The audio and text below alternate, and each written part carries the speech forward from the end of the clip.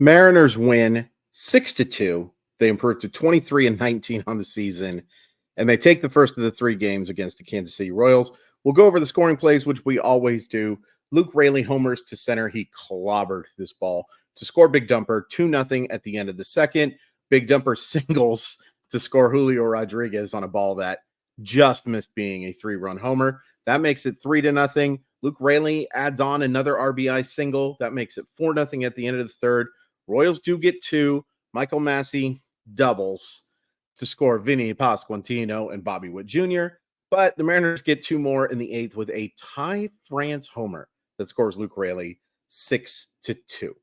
Before we get into the negatives and the positives, I want to make sure that everybody knows about not only that Simply Seattle provides the very best stuff. That's great. You know all that great stuff. The main reason I'm doing this early, they have a code right now. Normally it's MollyWop15. Use code MollyWop30 and you save 30% on your order. That code will be good until the Mariners lose a game.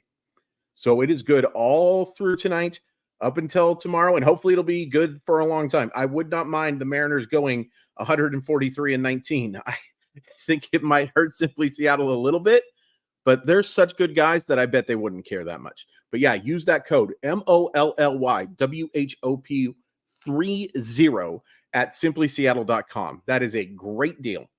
Great deal from great people. I wanted to make sure and get that out of the way.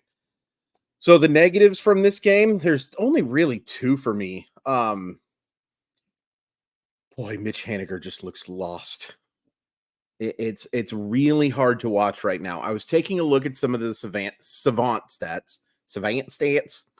I was looking at some of the savant stuff, and he is making hard contact when he makes contact, and he isn't swinging at pitches outside of the zone. End of positives. There are just so many poor at-bats, and then defensively. It looks so bad right now. So bad. I am rooting like heck for Mitch Haniger. He's one of my all-time favorite Seattle Mariners, not only because of his production, but because of how everybody raves about this guy in the clubhouse, right? It's only worth so much. It's only worth so much. They really got to look at upgrading in right field. One place he could play is DH, I guess. Mitch Garver really struggled today. So I have three negatives. The third negative being I hated that they had to use Andre Munoz in this game. And yes, Ryan Stanek was hurt by Haniger's defense. By the way, a lot of people were trying to tell me that it was a miscommunication, that Julio miscommunicated with Mitch Haniger. No, Mitch Haniger just didn't get to the baseball. But my concern with Stanek is, yes, he got hurt by his defense. He doesn't fool anyone. And this is your high leverage guy. Andre Munoz is your closer. They cannot use him in those high leverage situations like he can't be the fireman. Not right now, because nobody behind him in the bullpen is good enough. I am very concerned about what I have seen from this bullpen lately. Gabe Spire hasn't looked great. Some of it, I think he just like a little rust from weird use. I'm not insulting Scott Service here. I'm just wondering if, hey, what's going on there? But he hasn't looked good when he's been on the mound. It's concerning. I am worried about this bullpen. I am officially, I was officially before this, but today was another example of where I just can't trust Ryan Stanek. He wasn't awful. He got a big strikeout of Salvador Perez, who has been red hot. I don't know.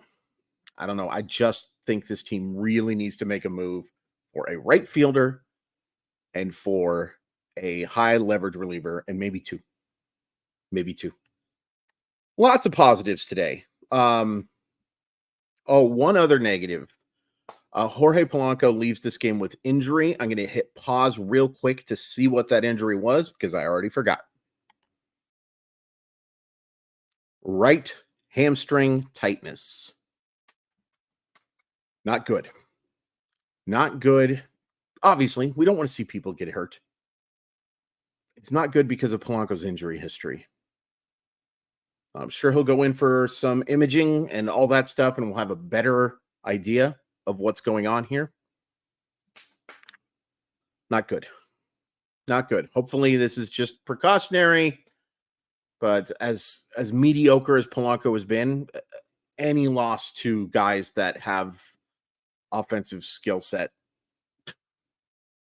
I don't even know if those words made sense, but yeah, hopefully Polanco's okay because they need him. They absolutely need Jorge Polanco. My hat's crooked. I don't like it.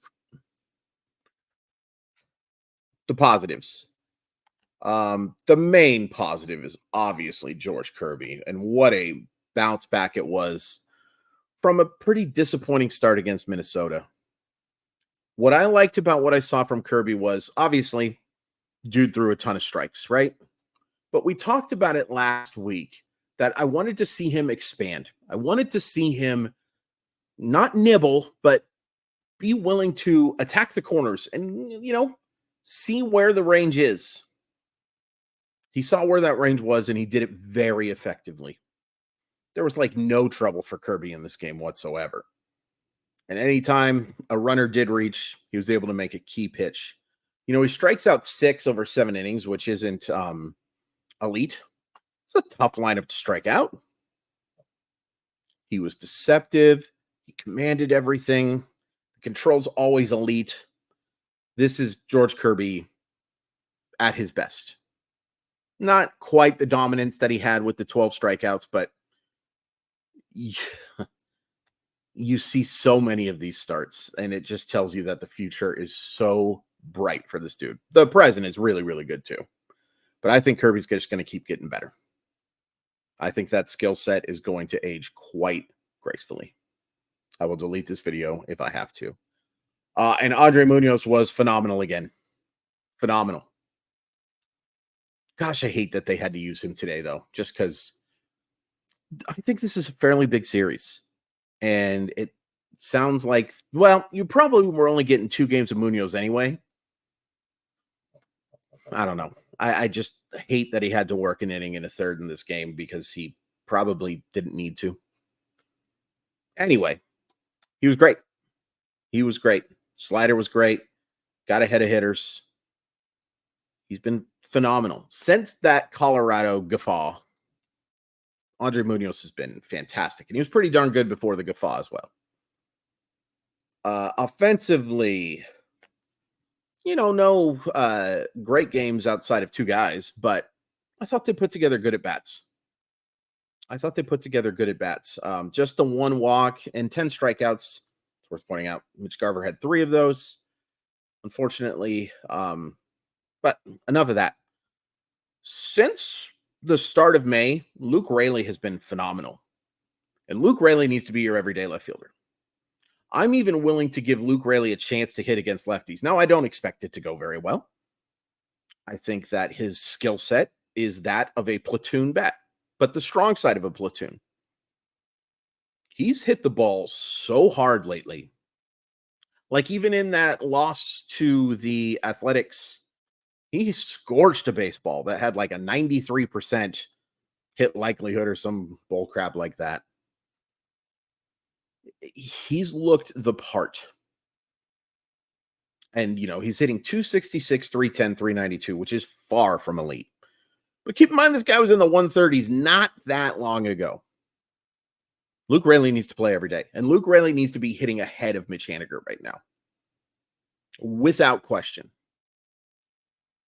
And awesome to see Ty France drive the baseball today. I have no idea how that ball got out of the park because that was a pitch that was pretty low and he hit it so high, but he crushed that thing.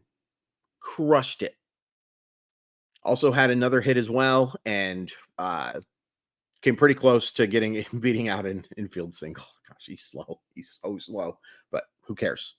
He got to be slow trotting around the bases today, so shut up, Christopher Crawford. Great game from him. Big Dumper, a really nice day as well. Just missed that 3-run homer. Both he and Julio have just missed. And, of course, unfortunately, because Polanco did have to make sure that that ball was going to get caught, he only gets to third, and Big Dumper is only able to a very short single. Excuse me, Polanco only got to second base, so Big Dumper is stuck with a 420 15-foot single or something like that. I almost said a bad word. So it's a good win. Good win. And if you take away Saturday, which you can't, they have looked like a really good baseball team since that Twin series. I like it. I like it a lot. Kansas City's tough. Even you take a look at some of those guys they're sending up. This is not, the 27 Yankees, because all of those guys are dead.